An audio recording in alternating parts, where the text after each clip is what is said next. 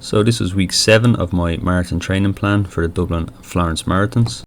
So this week was just a little bit different to previous weeks. With being sick, I didn't actually run till Wednesday this week, so just a little bit different. My plan had been to do my first run on Tuesday and start off with some hills, but it was just terrible weather, and basically with being sick I didn't want to take the risk of getting sick again straight away, so I stayed indoors and did a cycle instead. So it was nothing too taxing. I just did 40 minutes on the bike on my lunch break and just basically put on a show, got on a bike and just got a little bit of fitness done at a low heart rate just to get me back in the groove. So on Wednesday I was feeling grand, so went out with my first run of the week, and this was 31 kilometers. So I did this at a very easy pace and my recovery kind of running pace, and the purpose behind this is just basically get time on the feet, really good base building session, so just building my overall base level of fitness, which then will allow me to basically be able to run for longer on the harder days. So at this stage of the marathon plan, you do kind of want some longer runs in there. Usually people leave that to the weekend, but I basically just wanted to get out and do quite a long one on a Wednesday, and just get over the 30 kilometer mark, just for my own kind of mental side of it. So this run wasn't about pace at all. I was basing it purely on my heart rate, so I was staying under 136 beats per minute, and so it took me nearly 3 hours to do this 31 kilometers, which is obviously longer than I'm planning to spend running the actual marathon, but doing it at an easy pace, there wasn't a big chance of injury by going for such an amount of time. But if you're doing kind of a faster pace session, if you're doing it for this long, you're kind of just increasing your chance of injury. So it's kind of one where it's not the most ideal thing to recommend to people, but for my body it's kind of used to these distances and these times, so it's able to do this without a big chance of injury. Things like this will also just kind of increase my overall fitness, which just then makes the harder days a little bit easier, because my overall fitness is just a bit more improved. So that's the main reason behind doing this, and making sure that it sticks at an easy heart rate. So then on Thursday, up until this point, I've been doing double threshold sessions with a track session in the morning and then just a general road run threshold session in the evening. This week I changed that up, so it's just purely a threshold session. So rather than doing 2 sessions split up, I did it all in one go, but the reps were much longer than what I've been doing in the other sessions. So this is more building up speed endurance rather than just my thresholds pace. So the session itself was about a 2 kilometer warm up and then 3 reps of 6 kilometers at my threshold pace. So continuously for 6 kilometers running at threshold. This kind of added up to just over 20 minutes for each rep, which is pretty good overall, because 3 reps of 20 minutes equals about an hour, which is roughly around how long you are meant to be able to run at your threshold pace for. In between each of these 6k reps, I was taking a 1k kind of slower pace rep just to give myself a chance to recover and just get ready for the next one. You would be able to just try do the full 18 kilometers in one go, but I basically was just trying to maximize the chance of being able to complete the full session, rather than having to drop out late on if I was struggling.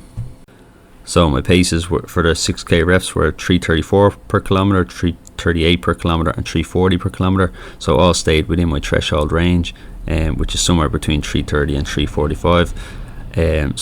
Pretty good session overall and really beneficial. Like I said earlier, it will have brought massive benefits in terms of speed endurance, so maintaining my marathon pace for a longer period of time. This is the kind of session that helps that. So then we move on to Friday, and this was more of a steady pace session, so it's in between my easy pace and my marathon pace. Overall I did 20 kilometers, and the main goal of this one was to get some long hill work in. So on Monday or Tuesday I didn't do any hills, which is when I would usually do them, so I kind of wanted to mix it up a little bit, and instead of doing hill sprints, do longer hill reps. The purpose of this is that towards the end of the Dublin Marathon there is a fairly substantial hill, it's known as the Heartbreak Hill of Dublin Marathon, around 21 miles in, 22 maybe miles in, and basically it's just going to be a longer hill than the sort of hill sprints I'm used to. So I just wanted to use this session to sort of mimic that kind of into the run. I'll do a few 800 meter hills, which were quite long. 800 meters, it's going to take you at least 4 minutes to do that, so you're spending 4 straight minutes going uphill. So pretty good session in terms of putting the body through that sort of a stress.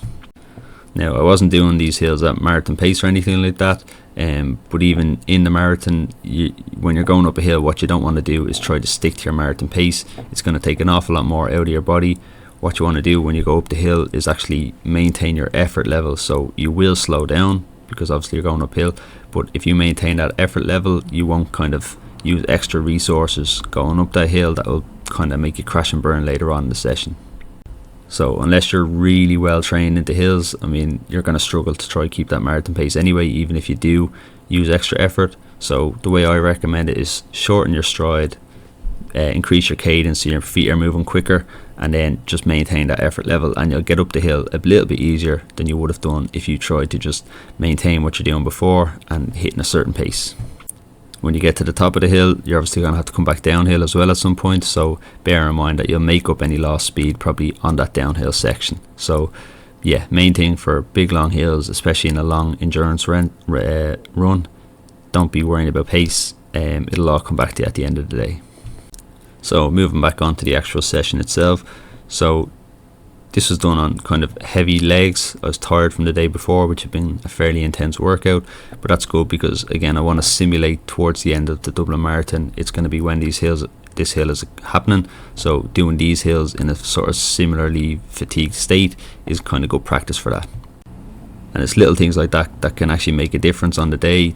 If you actually simulate kind of race day in your training, it's just going to benefit you more than if you're just doing everything trying to be fresh the whole time. You're not going to be fresh in marathon training, and you're not going to be fresh towards the end of the marathon either. So it's good to do things tired, get your body used to it, and basically builds up your capability of dealing with that both physically and mentally. So moving on to Saturday then, the first 3 days of runs that week had put quite a bit of kind of fatigue into the body, so I want to be fully prepared for Sunday's long run. So I just did a simple 10k nice and slow on Saturday, and I did actually find my body was telling me that I was tired because my heart rate was higher than it would usually be for the paces that I was running at. So I was running at my recovery pace, but I was kind of running at more of a zone 3 heart rate rather than a zone 2, which is where my recovery pace would usually be. So there's kind of a difference of about maybe kind of 15 beats per minute in that. So I could tell straight away that yeah, it was good that I'd sort of planned this run to be short. I was planning to do 2 kind of 10k nice and easy paces on Saturday, so I just cut out the second one after the first, knowing that my body was tired and to put myself in the best position for the Sunday run. It's kind of normal for this to happen as well after just being sick and then doing 3 days of either quite long runs, quite intense runs, or a mix of both. Yeah, it's natural to be kind of feeling tired, and then coming into Saturday I could have just taken the day off, but it's good to do these recovery runs, especially 10k is definitely for me a relatively short distance at this pace, and doing these runs is going to get the blood flowing, and it's just going to help the body be recovered even more than if I took a full rest day on this Saturday. So prepare me well for the Sunday. It might not have made a huge difference, but I think it'll have had a little factor of impact. If I wasn't doing this, I probably still would have done something like a swim or, you know, an indoor bike. So either way, I was probably going to do something to get the blood flowing. So either way, I was probably going to be in a decent position for the Sunday. So with that, moving on to the big session of the week, the Sunday long run. So overall, this is a 32 kilometer run that I did, and a lot of this was done at marathon pace. So I broke it down into 2 kilometer warm up. Then the plan was to do 3 reps of 10 kilometers at marathon pace. What actually happened was I did 2 reps of 10k and then 1 rep of 5k. So the first 2 reps, they were tough but quite manageable, so I actually ran slightly faster than marathon pace in both. So the first 10k I did in 3:48 per kilometer, which would kind of be probably an ideal marathon pace for me. It'd bring me in at around 2 hours 40, and then the second rep was 3:47 per kilometer. So one really important part of this as well was practicing my fueling strategy for the day. So in this one, I took my first gel at 40 minutes, and then my plan was every 25 minutes to take a gel, which is possibly where I'm looking to do it on marathon day. I'm also kind of deciding between which gels I'll use, so I have a couple in mind, and I might do a little video on that at some point. But yeah, so I'm checking out which gels I'm going to use and how I feel while using them on these sort of runs, and then I'm also checking out my timing and how I feel with the timing. This also gives you a chance to kind of take the gels in while you're actually running that marathon pace. You're running quite fast, seeing if the body's able to actually take them in and digest them, and convert them into energy. So I ended up taking my first gel during my first 10-kilometer stint.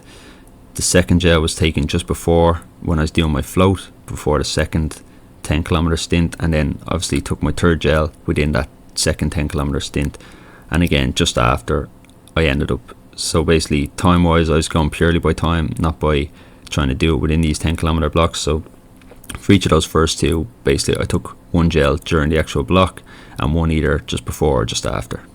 So then in the third 10-kilometer stretch, basically I just kind of got a stitch about 2-3 kilometers in, and I was pushing through it, but yeah, it just basically became impossible to maintain my pace, and I didn't want it to become a poor quality workout. So I basically just dialed it back, got to 5 kilometers, and wrapped up the marathon pace segment, and then just sort of cruised back for the rest of the run.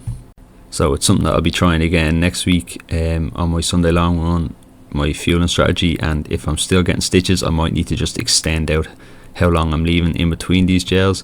The gels I'm probably going to use will give me enough carbs that I do take 2 an hour. That's plenty.